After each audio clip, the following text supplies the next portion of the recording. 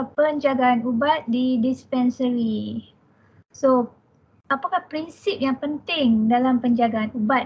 Kalau you all tengok gambar dekat sini cantik dia punya farmasi kecil je Kalau kat dalam klinik kita punya farmasi memang kecil kita panggil mini farmasi lah tapi kalau cara kita susun ubat letak rak dan terjaga elok-elok memang nampak sejuk je mata memandang kalau tengok gambar kat sini cantik walaupun kecil tapi cantik. So yang penting prinsip penting dalam penjagaan ubat pastikan kawasan stor ubat dan rak ubat dan kaunter dispen lah, tempat dispen ubat tu kena selalu bersih dan selalu kemas lah jangan berselerak selalu kena selalu bersih. Lepas dispen tu simpan-simpan, kena cepat lah bersih. Kalau klinik busy lagi lah memang kita kalau boleh tak nak lah berselerak kena kemas dan bersih Yang kedua, pastikan kawasan stor dan juga dispensary itu suhu tak terlalu panas dan jauh dari pancaran terik matahari ataupun dalam bahasa Inggerisnya direct sunlight. Saya tahu setengah-setengah klinik tu dia punya farmasi tu lokasi tu agak mungkin kita tak boleh nak nak ubah. Kalau pagi tu direct cahaya matahari tu sampai ke bahagian tempat ubat tempat kita punya farmasi tu Ada contohnya macam klinik Emerald lah, Klinik Indah Emerald Avenue ada masalah sebelum ni memang ubat terlampau panas dan daripada lalu direct kena pancaran terik matahari tu ubat boleh jadi panas So kita kena jaga ubat ni supaya tidak terlalu suhu dia tidak terlalu panas dan tak kena direct sunlight So kena pastikanlah kena hadang lah kalau ada blind ke curtain ke kita kalau time matahari naik terik tu kena hadang sikit kena cover sikit Dan kita ada macam kalau masih lagi berlaku dia punya suhu ubat tu panas kawasan tu panas, kita akan assess balik lah, kita akan buat penilaian dan kita buat sesuatu lah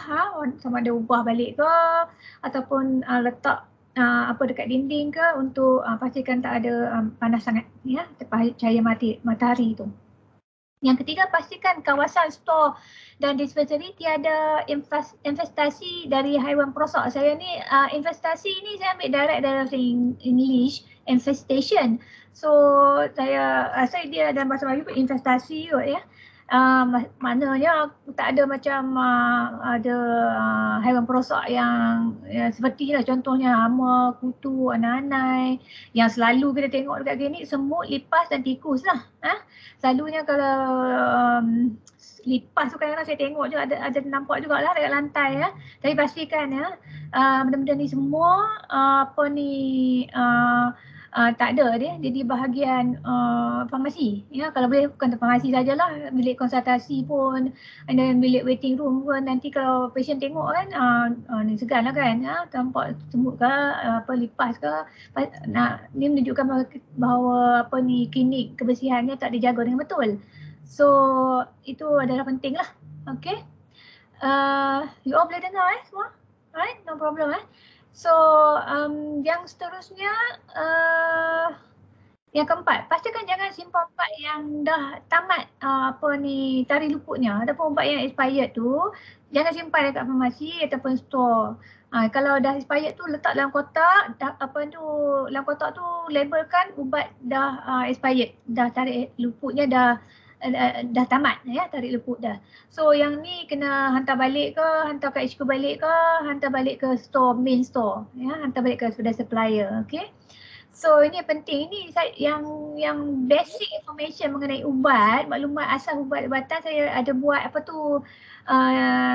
kelas sebelum ni 2 minggu yang lepas kita ada bincangkan yang betul yang asas lah mengenai yang pastikan ubat yang kita guna dalam kat klinik tu semua yang dah berdaftar dengan KKM. Kita dah bincang sebelum ni dah kelas sebelum ni yang macam mana nak tahu kalau ubat tu dah berdaftar dengan KKM. Dia ada logo, dia ada nombor pendaftaran kat kotak atau botol ubat tersebut. So ini adalah prinsip-prinsip yang penting untuk jaga ubat You all kena jagalah, kena ingat Alright, ini tak banyak pun, ada 1, 2, 3, 4, 5 5 poin ni yang penting kena jaga, pastikan ya. Kita kalau boleh kita nak tengok kita punya farmasi macam gambar kat sini ya. Cantik So you all kena, kalau boleh lah kita, kalau tak cantik macam ni pun agak-agak lebih kurang macam ni pun okey lah Boleh kalau hari-hari datang kerja pun nampak best je Okey. So kita punya goal lah, kita punya aim matlamat kita dapatkan something macam ni insyaAllah. Okay, next one. So kalau tengok kat sini ni macam banyak je cara-cara penyusunan ubat Dia punya ni adalah lebih kurang pengkelasan ubat lah.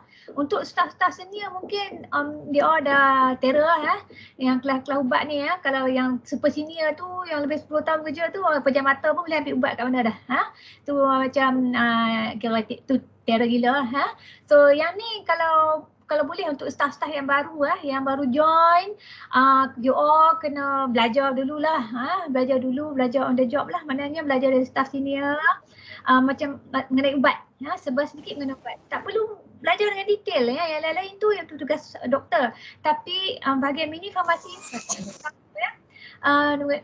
kena tahu mengenai pengkelasan ubat Ini terutama sekali untuk staff-staff yang baru join staff junior So you kena belajar betul-betul tentang pengkelasan ubat ni di mana ubat tu letak, ubat tu rupa dia macam mana, ubat tu untuk apa. Okey, semua kena tulis dan kena hafal lah tapi dah lama banyak tahun nanti you all boleh tahulah benda ni akan lama-lama jadi senang So yang kalau ikut yang pertama tu, you tak kalau tengok ni banyak jangan saya tak bagi serabut tapi saya letak macam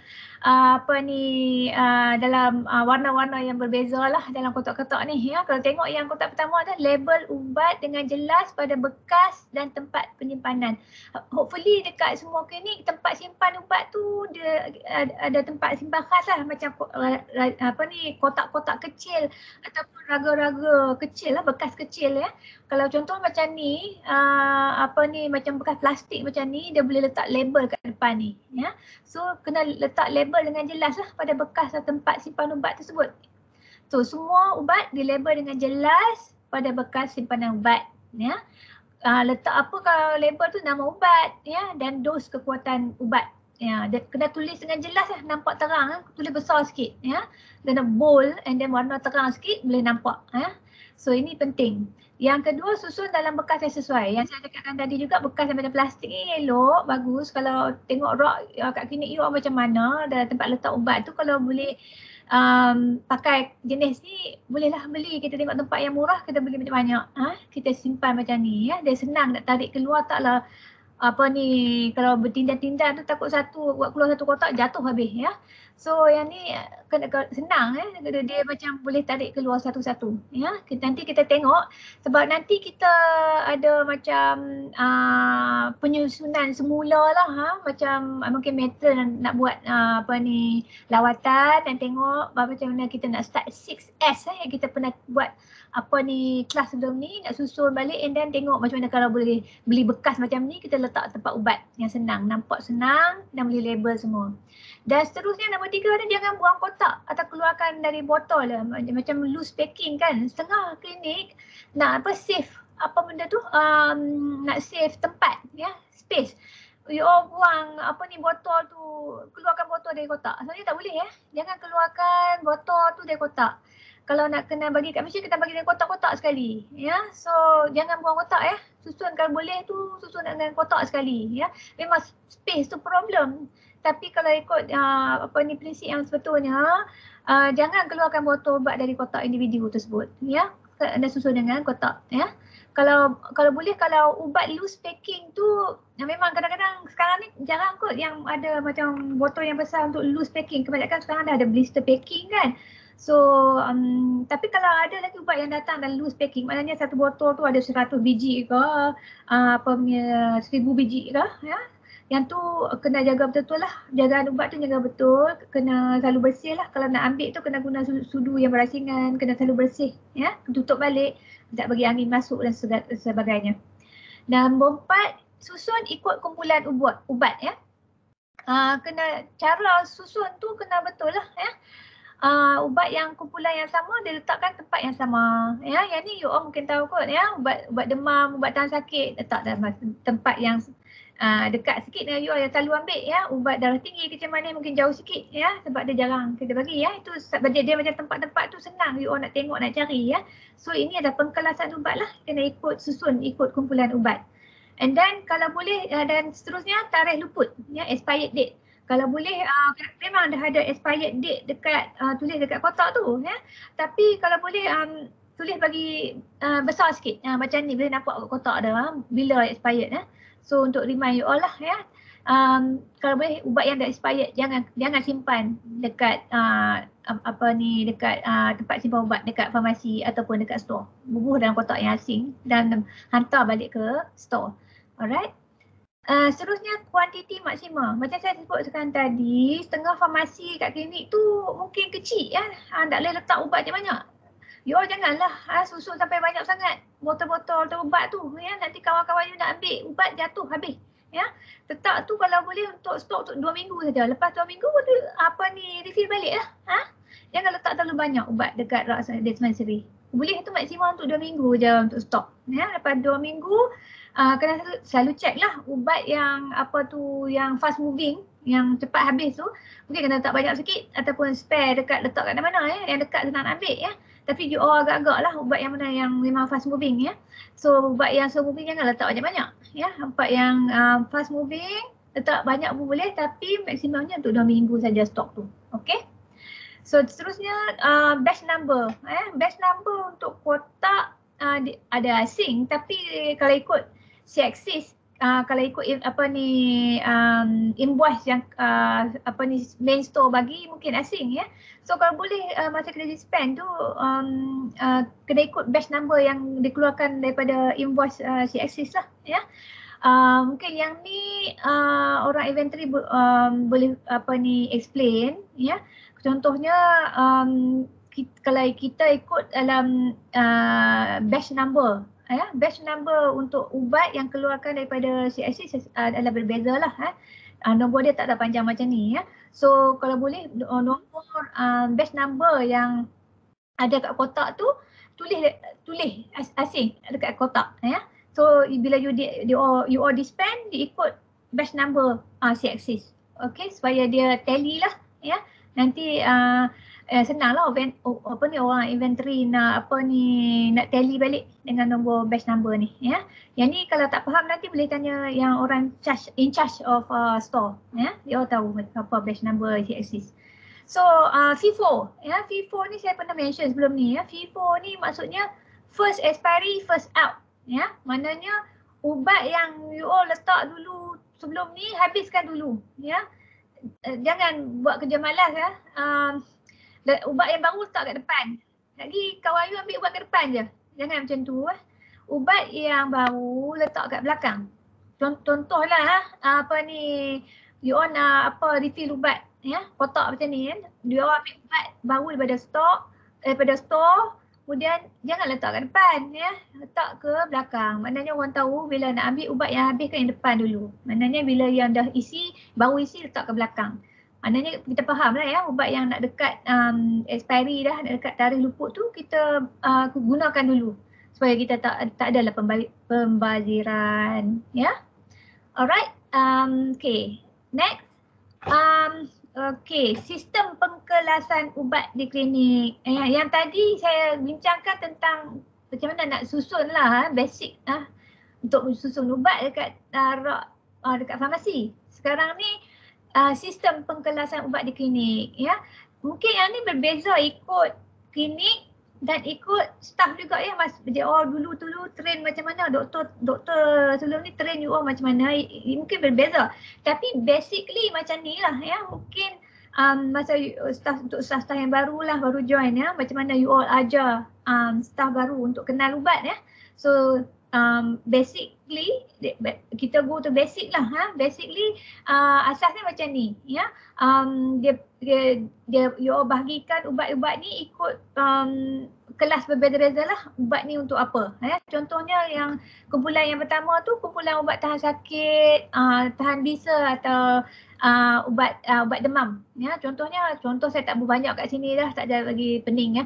Paracetamol, PCM, Voteran ya. Yang ni ialah ubat tahan sakit, ubat demam, ubat tahan bisa. So mungkin ada banyak lagi saya tak masukkan sini. So ini contoh-contoh kumpulan sistem pengkelasan ubat di klinik lah ya. Mungkin you all ada different system tapi basic dia macam ni lah ya. Yang lain macam kumpulan ubat batuk, sesama, sakit tekak ya. You all semua tahulah ya kumpulan untuk ubat batuk semua sakit tekak ni macam mana. Ya, contohnya adalah contoh sirap Benadryl, sirap Prospan, Cough-N, Sedilix, Mucoprom, Tusidex, Gosolven, sirap Piriton ataupun tablet Piriton, tablet atau sirap Actifed, macam-macam lagi ya. So ini ubat yang selalu kita guna dekat klinik yang doktor selalu bagi kat pasien lah. Dan you all yang ni fast moving lah ya. Kita letak dekat rak tu tempat yang senang dicapai ya. Yang seterusnya adalah kumpulan ubat untuk alahan, ubat untuk alergik, ubat tahan bengkak ya, ubat kurangkan bengkak Contohnya macam sirap ataupun tablet steroid, ubat pepes ataupun tablet Dexa ya. Dan seterusnya kumpulan ubat sakit perut ya, ubat gastrik, ubat cerit beret, sembelit ya, ini dalam satu kumpulan ya. Contohnya macam ni lah ya, Buscopan, Colimix, MMT, Casco, Charco, Simeticon ya, ubat untuk cerit beret contohnya lah Lomotil, ORS, Mecta, yang untuk sembelitnya untuk macam Dekelek, Enima dan seterusnya ya. Dan seterusnya kumpulan ubat tahan muntah, mabuk atau pening, contoh-contoh macam ke bawah ni ya. Sirap atau tablet Maxilon, Viloxin, Stogeron, antibiotik ni banyak lah ya. Kumpulan ubat antibiotik ni ya, macam-macam ada ya. Contohnya macam sirap atau tablet Augmentin, Amok, Classic, Erythro, Flagyl, Zithromax, Unasyn dan macam-macam lagi. So ini adalah contoh sistem pengelasan ubat di klinik ya. So dibahagikan beberapa kumpulan lah. Ada lagi ya kumpulan dia. Contoh lagi kumpulan asma untuk ubat asma dan lelah. Contohnya macam sirap tablet Ventolin, Neulin, Salbutamol inhaler, segala jenis inhaler ya. Singular pun bawah asma ya, lelah. Seterusnya adalah sistem ubat bawah antiviral, antifungal ataupun antiparasite. Mungkin jarang guna tapi selalu ada jugalah pernah guna ya. Macam sirap ataupun tablet acyclovir ataupun Verles, ketoconazole, Irinosolvin, Griseofulsolvin ya. Macam ubat cacing, Zental ataupun albendazole ni ya. So ini adalah kumpulan ubat jenis antiviral, antifungal atau antiparasite ya. Seterusnya yang ubat jenis ubat titik ya, ubat titik, ubat mata, telinga dan mulut ya. Ubat titik ear drop ya, macam neomycin ear drop, Neodecat eye or ear drop, dan oral aid, eye ointment, Soluwac. Ini jenis-jenis ubat untuk mata, telinga dan mulut.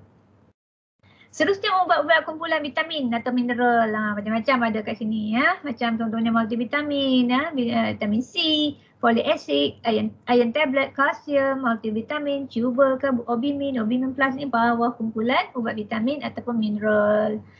Okey, seterusnya adalah sistem pengelasan ubat yang seterusnya adalah kumpulan ubat cuci ataupun ubat sapu, ubat topikal. Contohnya macam krim, ointment ataupun lotion. Contohnya lah Calaman lotion, Betnovet cream, Verles cream, Scareback, Habitin wash. Ini adalah satu kumpulan lah ya.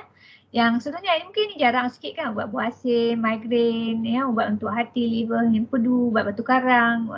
Macam ni macam ubat bagi lawas kencing ya.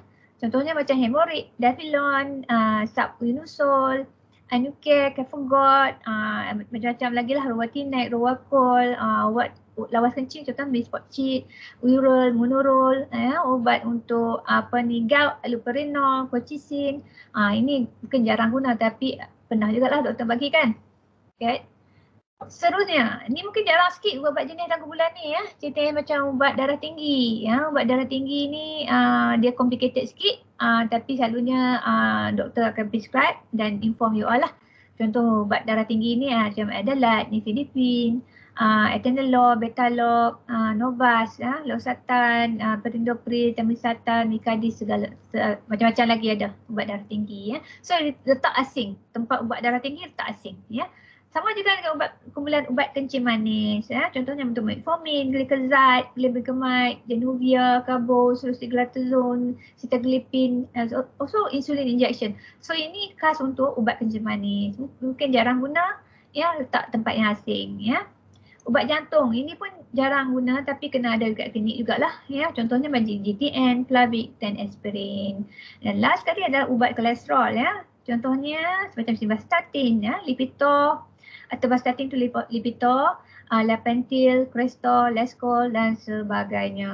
So ini contoh-contoh sistem pengkalasan ubat di klinik. Dia basic, mungkin ada lagi. So yang ni apa yang saya boleh tuliskan kat sini. Nak bagi gambaran pada you all dan juga staff-staff yang baru bahawa kita boleh buat, mungkin tulis dalam buku baik tak senang ingat, ya, ubat kumpulan ni untuk sakit apa.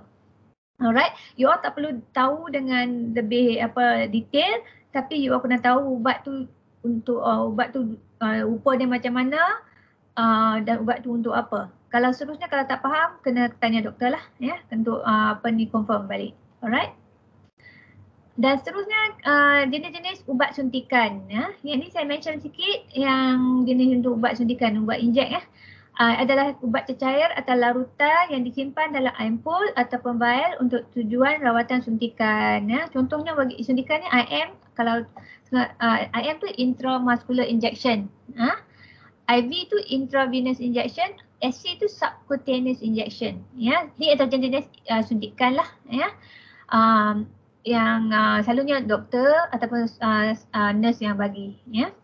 Contohnya dalam dua jenis kat sini, ampul yang kecil sikit. Cecair ubat ni dalam ampul, kalau selalulah ampul kena kita patahkan, ya, dia punya tip tu untuk keluarkan ubat, ya. Ampul ni kecil saja, dia bentuknya macam ni. Dan kalau dalam vial ni dia banyak sikit, besar sikit.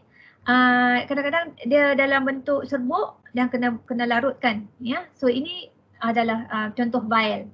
So ubat suntikan boleh jadi diberi dalam bentuk ampule ataupun vial. Okey.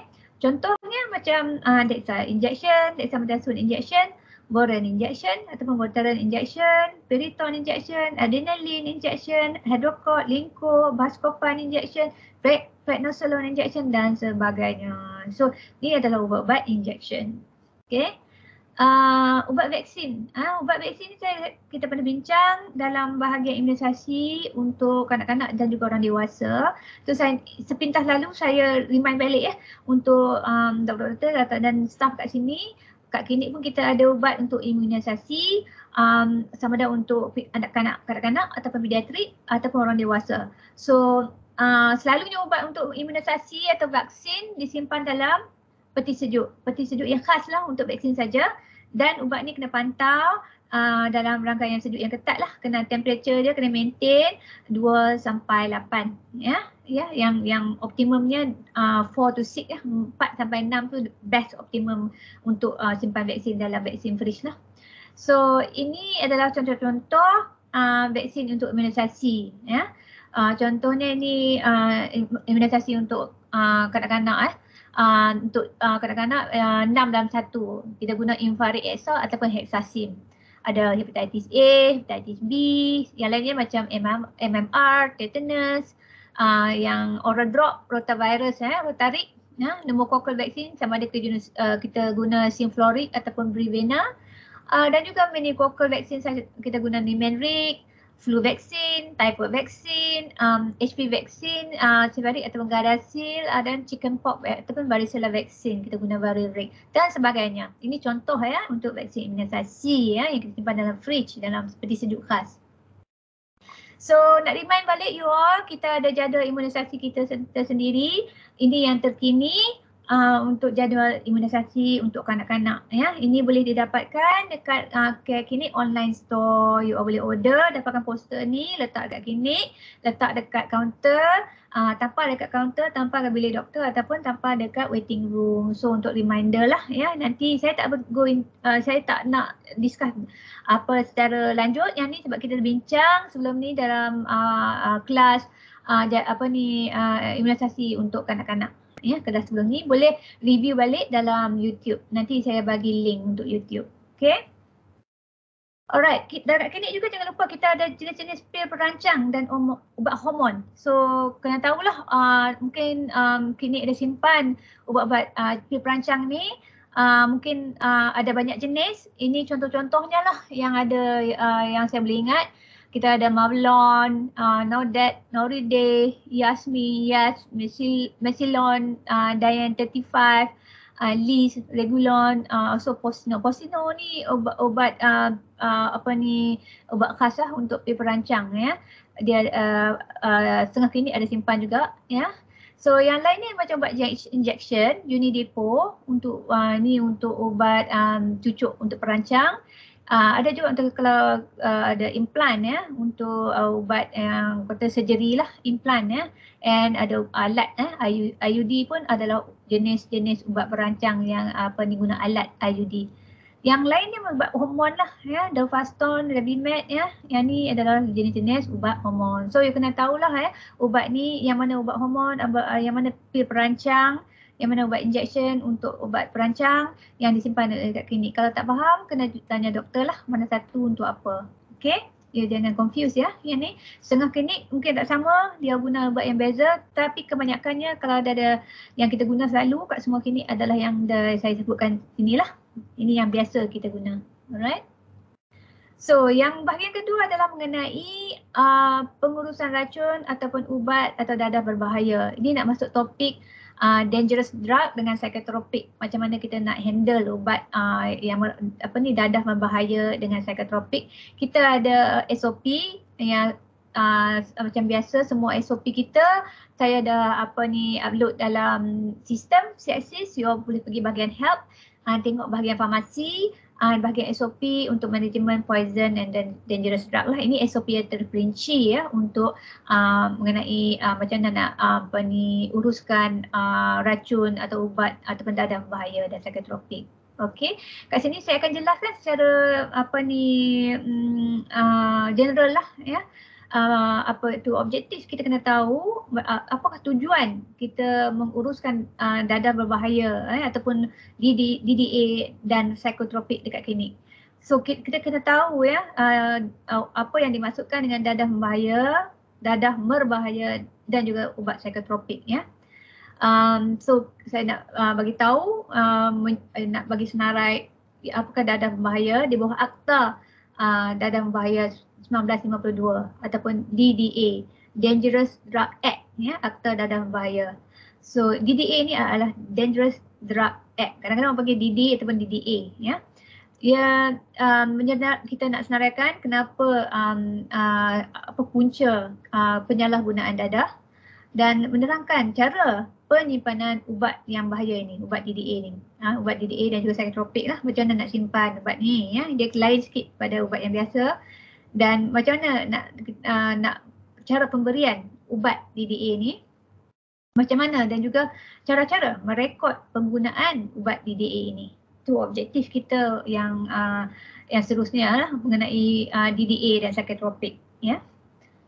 So apakah itu dadah berbahaya ataupun DD, dangerous drug, dan juga psikotropik? Saya akan baca dari sini terus. Dadah berbahaya adalah semua bahan kimia yang disenaraikan di dalam jadual pertama bahagian 1 hingga bahagian 4 Akta Dadah Berbahaya, atau dalam bahasa Inggerisnya adalah Dangerous Drug Act DDA 1952. Dan psikotropik ya adalah ubatan yang memberi kesan ke atas emosi, tingkah laku dan pemikiran seorang. Senarai ubat psikotropik ni adalah seperti jadual ketiga Akta Racun 1952 DDA lah ya. So senarai kan, senarai pendek lah kat sini, senarai dadah berbahaya di bawah kawalan Akta Dadah Berbahaya 1992 ataupun DDA. Contoh-contohnya lah yang selalu kita tengok dekat klinik ya. Analgesik, narkotik, ubat tahan sakit yang kuat. Contohnya morfin atau petadin. Saya tak tahu lah klinik kat sekarang kita dah ada stok ke belum, mungkin ada yang sikit tu morfin dengan petadin. Nombor kedua, analgesik ya, yang medium, ubat tahan sakit sederhana. Contohnya macam kodin. Kemudian ubat tranquilizer, hipnotik, sedatif, ubat pelali dan ubat tidur. Contohnya macam alprazolam, Apranet, Xanax, diazepam, Valium, midazolam, Domicum, Zolpidem, Stilnox. Ubat-ubat ni semua bawah DDA ya. Kena tahu you all, ubat ni special sikit, berbahaya. Yang lain contohnya jarang guna kot, anticonvulsant untuk ubat sawan contohnya lah phenobarbital and ubat kurus contohnya dulu pernah guna kot pentermin, duramin. Ya, kalau ada kat sini, tak tahu lah sekarang ni mungkin tak ada dah kot ya. So ubat ni adalah kena kawal dengan ketat ya, sebab dia berbahaya. Ya, berbahaya di bawah akta dah berbahaya DDA. So kita kena jaga dengan betul dekat klinik. So ubat psikotropik ya, macam saya ulangkan balik yang contohnya dalam gambar ni boleh tengok Valium, Xanax, Lithium, Prozac yang ubat yang tersenarai dalam jadual 3 Akta Dadah Berbahaya 1952. Ubat psikotropik ni merupakan ubat-ubatan yang mengandungi bahan kimia yang berpotensi untuk mengubah serta memberi kesan kepada pemikiran, emosi dan tingkah laku seseorang. Saya ulang balik tadi ya. Ubat psikotropik ni dapat diklasifikasikan kepada beberapa jenis, antaranya anti-anxiety, antipsikotik dan sedatif hipnotik. Ia biasanya digunakan untuk rawatan insomnia, ubatan untuk ubat tidur lah dan gangguan mental. Penggunaan ubat psikotropik perlu dikawal. Jika tidak akan berlakunya penyalahgunaan. Ya. Sebagai contoh, pengambilan ubat anti-anxiety dengan sedatif hipnotik dari kumpulan benzodiazepine yang melebihi daripada 2 minggu. Contohnya midazolam lah ya. Midazolam ni boleh menyebabkan dependent ataupun kebergantungan, tolerance dan withdrawal symptom.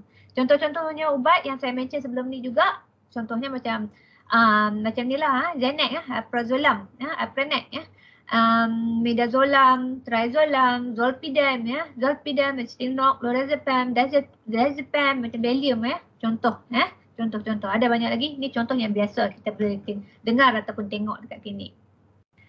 So, yang penting, ubat dadah bahaya, DD, dangerous drug dan ubat psikotropik, Yang penting kena ingat you all semua, ini penting. Ya, kalau tak ingat yang benda lain, ingat ni je, penting ya. Ubat DD ataupun DDA ataupun ubat psikotropik ada ubat yang sentiasa kena direkod pengeluarannya. You kena jaga betul-betul ubat ni, ya. Ubat ni selalu kena jaga betul-betul, kena rekod ya bila kita ambil keluar ya. Ubat-ubat ini adalah ubat terkawal dan berbahaya. Dan ubat-ubat ini hanya boleh diberi dengan preskripsi daripada doktor saja, ya. Hanya doktor saja boleh tulis ubat ni bagi ke patient ya dengan tanda tangan doktor ya. Kalau dalam sistem, doktor tulis dalam sistem lah, dia print out ya. Setiap pengeluaran ubat ini mesti direkod ya dengan nama pesakit dan bilangan biji yang dikeluarkan ya. Berapa biji dia dispense ya, semua kena tulis dalam buku ya. Kita ada buku tertentulah ya kena tulis dan siapa ambil untuk siapa. And then kena sign semualah ya.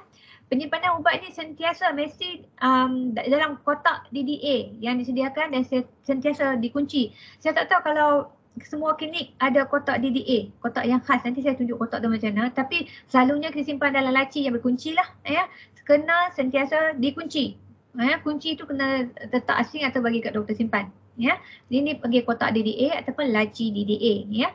Contoh again ya, contoh ubat yang bahaya ni ya, DD ataupun dangerous drug, dadah bahaya dan ubat psikotropik, contohnya macam diazepam, ataupun Valium, alprazolam, Xanax, midazolam ataupun Domicum, Duramin ataupun injection petadine. Semua-semua ni kena ikut arahan macam ni. So you kena ingat ya. Kalau jumpa ubat macam ni cara dia. Ya, tak boleh, dia kena asing. Dia tak boleh macam letak tempat yang macam tadi yang ubat-ubat yang lain. Ya, ubat yang lain dia tak boleh. Dia jenis asing, ya. Alright, macam kotak DDA yang saya mention tadi, contoh macam ni, ya, tulis DDA, Dangerous Drug Act. Akta racun berbahaya, akta dadah berbahaya. So DDA drug ni lah simpan dalam ni berkunci. Ya, sentiasa letak dalam kotak DDA ataupun laci DDA yang sentiasa berkunci. Kunci disimpan tempat yang khas ataupun diberi pada doktor tersimpan. Okey, contohnya kotak macam ni lah. So again, untuk remind you all, ubat DDA ataupun psikotropik, contohnya kat sini lah. You all boleh tengok Ya, PTD injection, zolpidem stilnox, valium diazepam, Duramin, prazolam, domicum ataupun bindazolam. Kalau you all tengok ubat ni duduk dekat rak farmasi, cepat-cepat keluarkan, letak dalam laci. Laci tu tulis label DDA, kunci, ya, kunci bagi kat doktor ataupun bagi staff in charge pegang. Okey, kena ingat, check ya. Benda ni memang tak boleh letak tempat yang sama dengan ubat lain. Kalau dia nampak PTD injection dekat tempat injection dekat bilik rawatan, keluarkan, letak dalam laci DDA. Ya, laci DDA tu label besar-besar, laci DDA, kunci. Okey. So ini ubat yang penting yang you all kena jaga betul-betul, ya. Okey, ni cara pemberian ubat DDA, cara dispense, ya. So yang pentingnya kalau ikut kat sini, ikut dia punya carta alir kat sini secara pemberian, doktor akan bagi preskripsi ubat lah. Doktor tulis ubat tu kat patient, doktor jumpa patient, doktor bagi ubat, tulis masuk dalam sistem, and then dia doktor finalize, print, and then dia tengok, oh ada ubat DDA psikotropik ni. Okey, minta kunci ya, minta kunci dari doktor nak ambil ubat DDA ataupun minta kunci pada ketua staf yang pegang kunci DDA. Dan staf ambil ubat ni, kira betul-betul. Kira berapa biji ubat tu, ya. Kena kira betul-betul. Masukkan butiran dalam buku daftar DDA atau buku daftar psikotropik. Nanti saya tunjuk buku tu macam mana. And then staf dah kira betul-betul, tengok dia punya quantity balance pun betul, kunci balik. Ya, kunci balik kotak DDA tu atau laci DDA tu. Kunci betul-betul, pastikan berkunci. Kemudian kunci tu serah balik kepada doktor atau ketua staf untuk simpan, ya. Dan yang pentingnya cara pemberian ubat kena terang, cara dengan betul kepada patient. Macam mana nak cara bagi ubat tu, ikut dia punya label lah, ya, yang doktor dah print, ya. Bila nak makan ubat tu, contohnya macam ubat tidur, bila nak makan malam 10 biji, ya, yang kena jelas betul-betul, patient kena faham, jangan makan lebih, ya, jadi ada side effect ke jadi benda lain jadi. Okey, ini penting. Ini adalah tata cara pemberian ubat DDA ataupun psikotropik. Okey. So ini adalah contoh buku, buku daftar DDA atau psikotropik, ya. Tak tahulah you all kat klinik dah ada ke buku ni? Kalau tak ada, boleh order dekat online store, ya. Boleh call Hana ataupun call admin dekat HQ nak order buku ni, ya. Buku ni adalah nama dia prescription book for psychotropic drug, ya, ataupun buku daftar DDA psikotropik, ya. So macam ni buku dia, rupa dia. Okey, kat dalam ni macam ni, ya. Dia banyak pages. Kalau satu page ni, contoh ni page muka pertama, nama ubat, contohnya macam ubat apa? Ubat tidur, jenis apa, Xanax, ya. Tulis bila dapat ubat tersebut, nombor invoice, ya. Siapa yang dapat daripada mana? Contohnya daripada HQ ataupun daripada main store. Siapa bagi? Bimala bagi. Tulis kat sini. Nombor invoice sekali. Quantity. Dalam satu botol katakan ada 100 biji. Tulis sini 100 biji. Ya. Okey. Sini doktor kena sign. Dah terima. Ya. Kalau ada patient, dah dispense, tulis date kat sini. Nama patient. Ya, nama patient, and then nama patient, address sekali kat sini kena tulis, ya, address patient, ya. And then quantity berapa kita dispense kat patient, balance dia kena betul, ya. Kira balik, balance tu betul ke tak. Satu biji hilang pun nak report kat polis.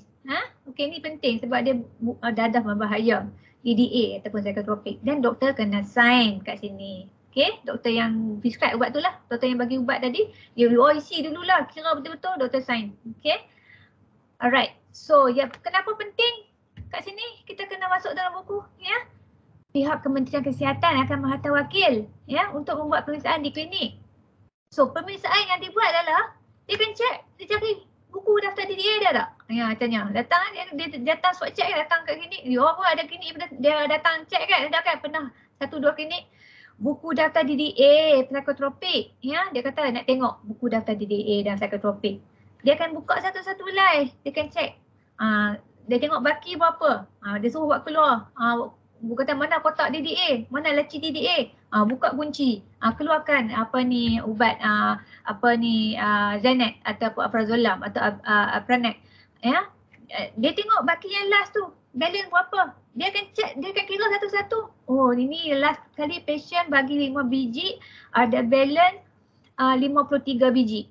Dia keluar ubat tu, dia check satu-satu. Okey, 53 biji betul. Okey, clear. Ya. Kalau kira-kira tengok tinggal 50 biji, dia akan tanya, di mana 3 biji lagi? Siapa nak jawab? So penting ya. Penting kat sini. Dia datang, dia tak bagi tahu dulu. Jenis-jenis farmasi ni, farmasi dari KKM ni. Ya, dia akan datang check, dia minta buku ni, dia minta ubat DDA ataupun ubat psikotropik. Dia tanya ubat tidur ada gini. Bagi tunjuk. Mana ada DDA? Bagi tunjuk. Okey, ini penting, kena jaga betul-betul, ya.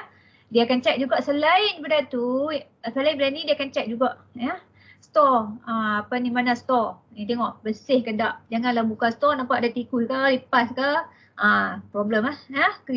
That's why store ubat kena jaga betul-betul kebersihan dia. Dan last kali dia akan check suhu peti sejuk untuk vaksin. Yang you all tampal kat depan tu, yang ada titik-titik tu, nak tengok dia punya suhu. Okey ke tak? Okey. Dia kena maintain lah suhu vaksin dalam vaksin fridge tu between antara 2 sampai 8.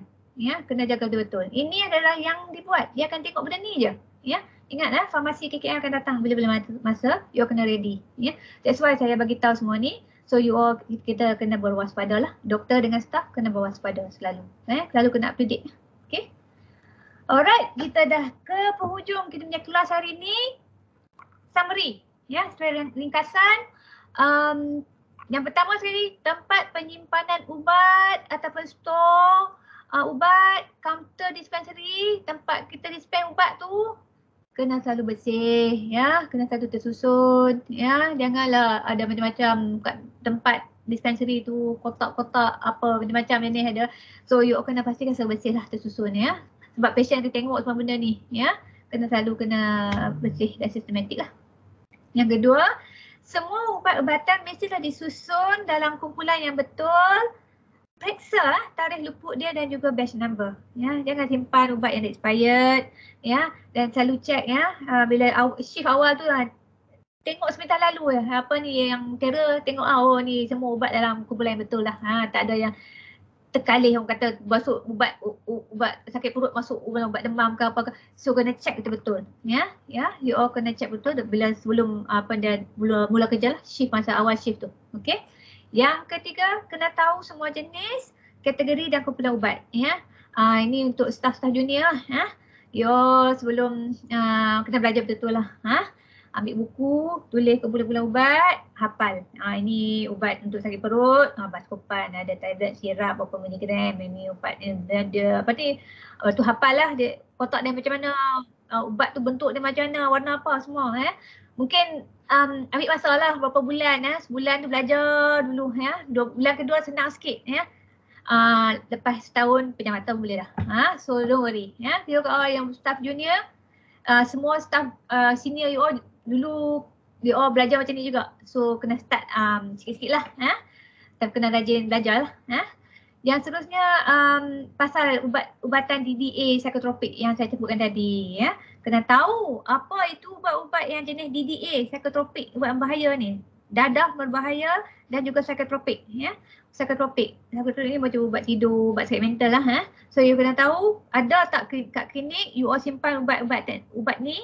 Kalau tak tahu, tanya doktor ke you all yang sedang bertugas, doktor kita ada ubat DDA tak? Kita ada ubat psikotropik tak? Kita ada ubat tidur tak? Kita ada sakit mental tak? Kita ada ubat tahan sakit yang kuat tak? Macam betadine atau morfin. Doktor tahulah. Kalau you kata ada, simpan kat mana, boleh tunjuk tak? Kalau benda tu, kalau ubat tu duduk dekat rak biasa ataupun dekat bilik rawatan biasa, keluarkan. Kata, beritahu semua tu. Doktor Azura cakap, tak boleh letak kat sini, masukkan dalam kotak DDA ataupun laci DDA. Label kat situ. Carilah laci yang berkunci, keluarkan benda yang tak perlu, jadikan itu laci DDA, kunci. Kunci tu bagi kat doktor simpan ataupun staff in charge simpan lah. Dan beritahu semua kata ubat yang DDA psikotropik letak dalam laci yang khas, dan you all kena tahu macam mana untuk uruskan ubat-ubatan tersebut. Kalau doktor dah dispense bagi kat pasien ubat ni, macam apa yang perlu kena buat, ya. Macam saya sebutkan tadi, kena ingat, ya, kena kira kuantiti betul-betul, and then kena tulis dalam buku psikotropik ataupun DDA. Buku daftar, DDA ataupun psikotropik. Ada buku tu boleh dapat, boleh order dekat online store. Alright, okay. Sekarang dah habis lah part saya. Bahagian sekarang sesi soal jawab. Ada tak yang nak tanya question, tanya soalan? Apa ni Puan Nadia ada tak online? Boleh. Ada Doktor. Ada. Puan Nadia nak tambah apa-apa tak? Just nak tanya lah dekat klinik tu ada ke macam any sistem untuk monitor short expired drug? Maksudnya yang ubat-ubat yang hampir tali luput tu ada tak apa-apa SOP ataupun sebab saya pun tak pasti kat klinik ada ni ke tak, tapi macam kalau tak ada, saya punya suggestion is that kalau biasa dekat farmasi lah kita biasa akan monitor expiry date tu, memang kita monitor ikut first expired first out, tapi macam kalau kita identify ada apa-apa ubat yang less than 1 year ataupun dalam setahun dia akan expired, biasa kita akan buat macam certain indication lah, macam mungkin kita tampal stiker kecil dekat kotak tu just untuk indicator so that kita alert lah ubat-ubat ni dah hampir macam lagi setahun dia nak expired kan. Jadi kalau kata kita nampak ubat tu ada banyak balance, mungkin kita boleh inform dekat doktor untuk try to push out this medication lah macam tu.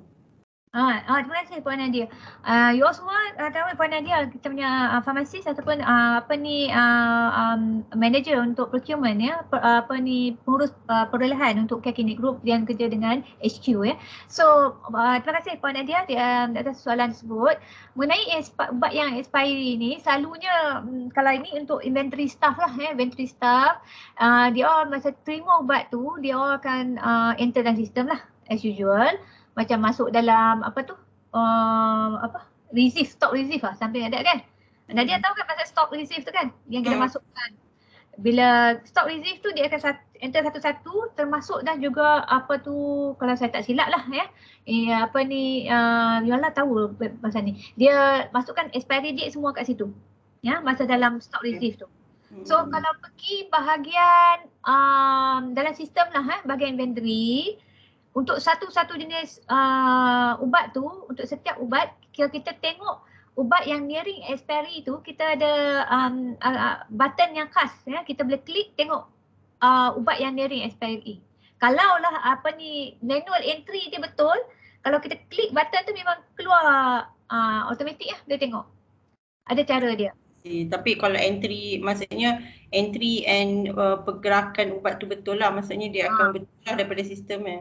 Kalau cara masuk dia betul, senang nak tengok. Tapi kalau cara masuk dia haywire, yang tu susah sikit lah. Terpaksa kita buat dual system lah, maknanya store pun kena label jugalah. Maknanya ada cara dia ya.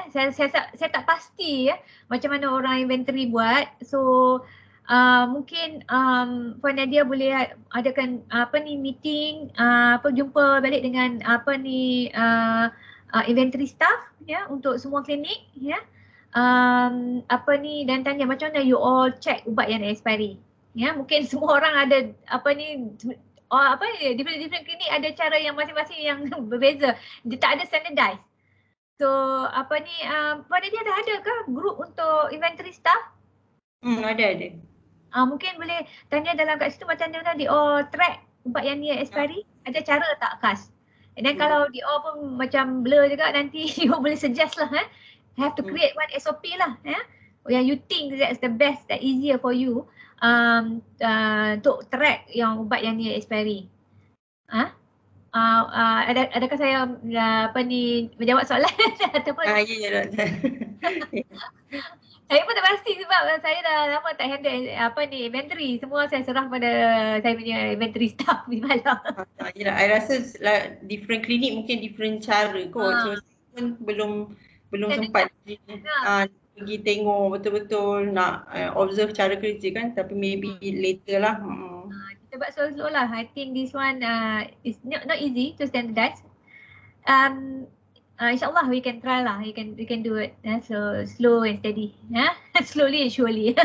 Alright. Okay. So ada lagi macam ada staff yang nak tanya saya ataupun Puan Nadia, ahli farmasis kita? Klinik Emerald ada online tak? Siapa-siapa ada klinik Emerald? Sila unmute. Klinik Serindah Emerald online ke? Klinik tak ada online. Ataupun saya nak tanya, klinik-klinik mana yang dia punya kedudukan farmasi tu, mini farmasi dekat dispensary tu, dia macam tempat tu panas sangat. Selalu kalau matahari pagi ke petang ke direct sunlight. Ada ke klinik yang ada masalah macam ni? Saya tahu Emerald ada masalah macam ni. Tu saya nak tanya, dah settle ke belum? Mungkin tak ada online kot. Tak apa. Alright, tak apa. Nanti kita akan check satu-satu lah. Alright. Okay, kita sudah, kalau tak ada soalan yang lain, jangan lupa lepas ni kita akan share quiz untuk uji minda. Ya. So you all tolong klik and then isikanlah ya, jawab soalan and then hantar. Okay. So ini penting untuk track ya, dapatkan markah ya. Kita akan total up markah you all kemudian. Ya, dia hujung bulan lah. Okay. Right, so just reminder, jangan lupa untuk buat laporan kejadian ataupun incident report. Walaupun benda tu kecil-kecil pun, walaupun remeh-temeh, kalau boleh buatlah ya laporan kejadian ataupun incident report. Okay, I think that's the end of our talk today ya. Itu saja untuk hari ini. Kecuali kalau ada siapa-siapa klinik mana-mana yang nak tanya soalan. Ada ke? Siapa nak tanya soalan? Alright. Siapa lagi kat sini? Klinik Emerald tak ada kat sini. Okay. Alright, kalau tak ada apa lagi, so kita akan bersurai sekarang.